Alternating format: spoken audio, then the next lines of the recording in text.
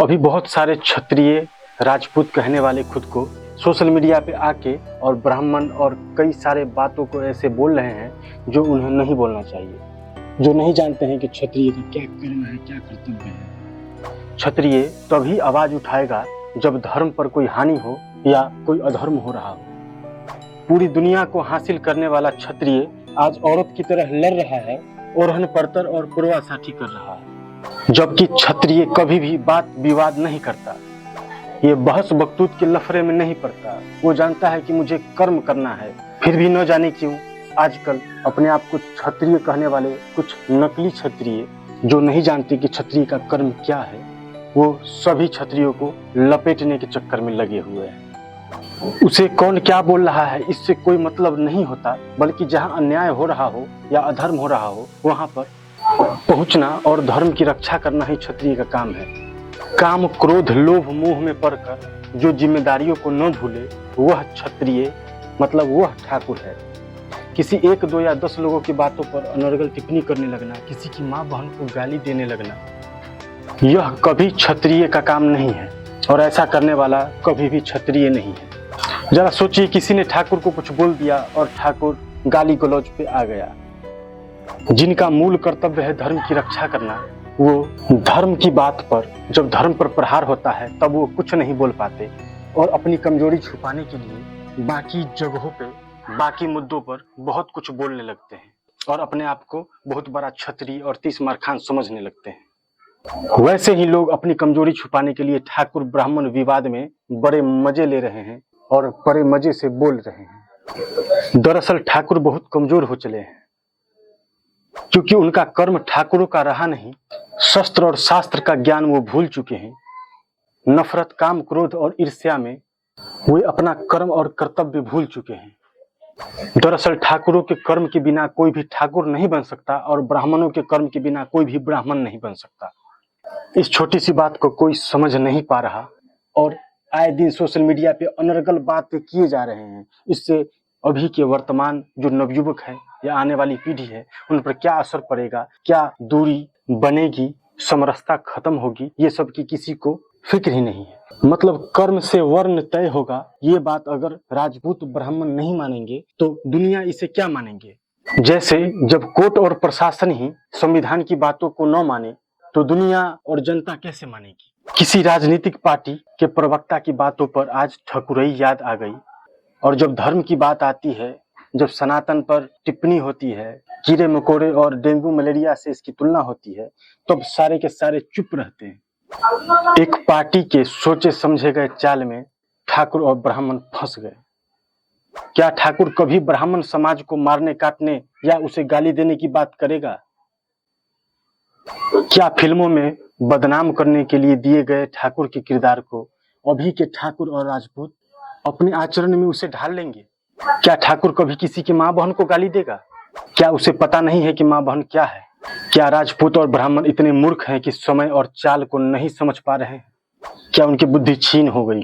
क्या वे बहस करके, गाली गलौज करके लोगों में नफरत नहीं भर रहे हैं? शौर्य, पराक्रम, साहस और वीरता, क्या इसी को कहते हैं जो आप लोग अभी कर रहे हैं? क्या ऐसे ही थूक से डराने वाली वीरता के कारण युगों युगों तक लोग राजपूत की ओर उम्मीद की नजर से देखते थे और हर परेशानी में ठाकुर की ओर, राजपूत की ओर लोग मदद के लिए आते थे और खाली हाथ न जाते थे? क्या इसी सब के कारण आफत आने पर सबको अपने पीछे कर खुद सामने से टकराने वाला ठाकुर था? क्या अभी के ठाकुर क्षत्रिय ऐसा करते हैं? क्या अभी के ठाकुर में शस्त्र और शास्त्र का ज्ञान है? क्या उनमें त्याग और समर्पण है? अभी के अपने आप को ठाकुर कहने वालों को ज्ञान में पारंगत है? क्षत्रिय वही है जो लालच और क्रोध नहीं करता, बस अपने कर्तव्यों को निभाता है। क्या अभी खुद को क्षत्रिय कहने वालों को पता है कि कर्तव्य क्या है? क्या उसे पता है कि धर्म क्या है? क्या उनमें इतना समर्पण है कि सभी जिम्मेदारियां उनको दे दी जाए और वे अपनी निष्ठा से उसे निभाएं? आपको धर्म को जानने और मानने की जरूरत है। आपके ना मानने से आप बदल जाएंगे, पर धर्म और उसके नियम कभी नहीं बदलेंगे। आप क्षत्रिय धर्म का निर्वहन नहीं करेंगे तो क्षत्रिय धर्म का निर्वहन करने वाला कोई भी मनुष्य अपने आप क्षत्रिय बन जाएगा और आप बस नाम जपते रह जाएंगे। काम उसी के अनुसार होगा जो कर्म से क्षत्रियता को पालन करता हो और उसे मानता हो। अपने पूर्वजों के बनाए गए वीरता और कौशल इतिहास को आगे भी बढ़ाइए। सोचिए, आपके पूर्वज इतने महान न होते तो आप उन पर गर्व नहीं कर रहे होते। पर क्या महानता उसी दौर तक थी? बल्कि हर दौर में इतिहास रचने वाला क्षत्रिय होगा। आप हम उसे माने या ना माने, क्योंकि वह कर्म से क्षत्रिय रहता है, नाम भले ही उसका कुछ और हो। पूर्वजों के इतिहास को नोच नोच कर खाने वाले, ऐसे में आपका इतिहास छीन हो रहा है, वो इतिहास कमजोर हो रहा है। हजारों साल पहले के इतिहास को सुरक्षित रहने दे। वे हम सब देशवासियों का इतिहास है, वो किसी जाति विशेष का इतिहास नहीं है। इसलिए उसे जाति विशेष से जोड़कर उस महान आदमी के व्यक्तित्व को धूमिल न करे, कमजोर न करे। बल्कि आगे अब काफी समय बीत रहा है, आप नए नए इतिहास को बनाइए। या अब आप दुर्बल हो चुके हैं? जब धर्म की बात आती है तब आपकी तलवारें और बंदूकें कहाँ चली जाती है? क्यों नहीं उन डेंगू मच्छर को राजपूत सफाया कर देते जो धर्म को ललकारते हैं, जो डेंगू मच्छर बताते हैं। मैंने ये सब बातें किसी को ठेस पहुंचाने के लिए नहीं बोली, बल्कि आजकल के कुछ राजपूत और ब्राह्मण के बोले व्यवहार को देखकर और तब बोला। कोई 1, 2 या 4, 10 व्यक्ति पूरे राजपूत समाज का या पूरे ब्राह्मण समाज का ठेका कैसे ले सकता है? और उसके पीछे पीछे क्या हम आंख बंद करके चले? रही बात ब्राह्मण समाज की, तो वे सदैव पूजनीय हैं। चाहे 1, 2 ब्राह्मण कुछ भी बोले, बाकी ब्राह्मण का काम है उसे समझाने का या सबक सिखाने का। वो समाज खुद ज्ञानी है।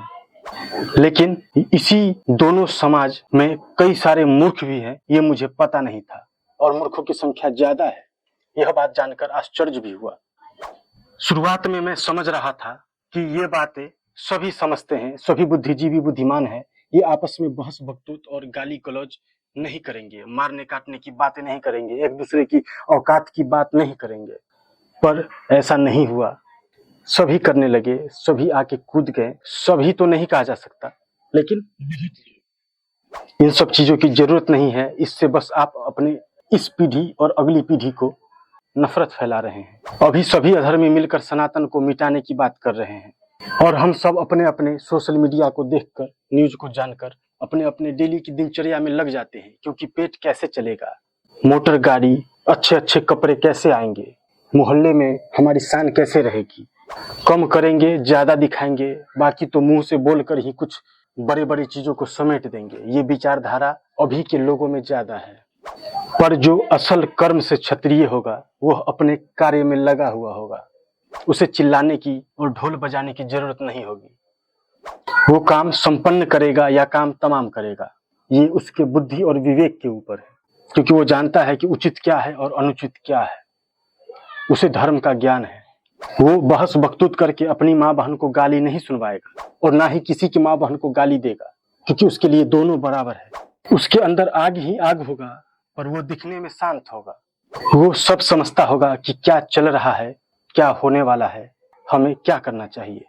क्षत्रिय के लिए, धर्म के लिए मरने मारने या मिट जाना ही कर्तव्य और धर्म है।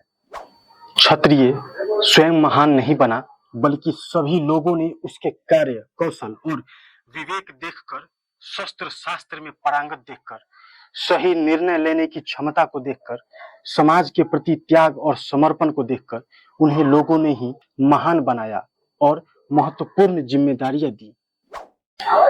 खुद सोचिए कि आप में तब क्या था और अब क्या है, क्या बदलाव है और इस स्थिति का कारण क्या है। रही बात दूसरों की, तो दुनिया वैसे ही है जैसे उसे होना चाहिए। पर क्या आप वैसे हैं जैसा आपको होना चाहिए? यह एक सवाल है आपके लिए। बाकी मुझे पता है कि क्षत्रियों का कोई नेता नहीं, बस धर्म स्थापित करना ही क्षत्रियों का मूल कर्तव्य और कर्म है, जिसका वह पूर्णतः निर्वहन करे तभी वह क्षत्रिय है। आजकल के लोग, आजकल के क्षत्रिय खुद को कहने वाले, राजपूत कहने वाले, ठाकुर कहने वाले, छोटी छोटी बातों पे तो गरजते हैं, लेकिन जहां गरजना चाहिए वहां पे मौन धारण कर लेते हैं। धर्म के बारे में जानकारी लीजिए अपने महान महान वीर राजाओं, जिन्होंने अपनी वीरता के दम पे किसी को न टिकने दिया और कई सारे अद्भुत इतिहास बनाए। उनको पढ़ने और समझने की जरूरत है। उन्हें पढ़िए, वो क्या थे, उनका व्यवहार क्या था, उनका आचरण क्या था, लोगों के प्रति उनका सोच क्या था। क्या वे भी गाली बकते थे? क्या उन्हें कोई बोलता था तो वे पलट कर और बहस बकतूत करने लगते थे क्या? बाकी कुछ ऊंच नीच गलती होने पर माफ कीजिएगा,